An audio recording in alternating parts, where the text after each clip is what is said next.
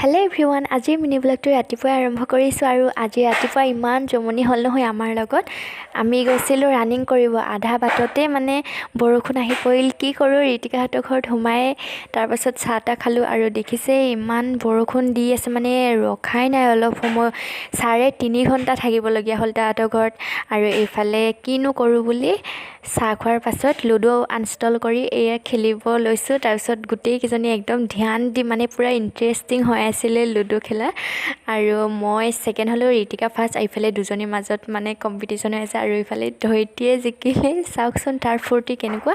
আৰু আমাৰ কাৰণে ঋতিকাৰ আইতাই চামৰা ভাত বনাই দিলে। ইমান মানে ৰাতিপুৱাই খাই দিলোঁ আমি আজি 7:30টাৰ ভিতৰতে। আৰু এইফালে বৰষুণ অলপ কমাৰ কাৰণে ঋতিকাৰ পৰা ছাতি এটা লৈ ঘৰ আহিব ওলালোঁ। আজিলৈ মিনি ব্লগটো ইমানতে শেষ কৰিছোঁ। নেক্সট মিনি ব্লগত লগ পাই আছোঁ। বাই।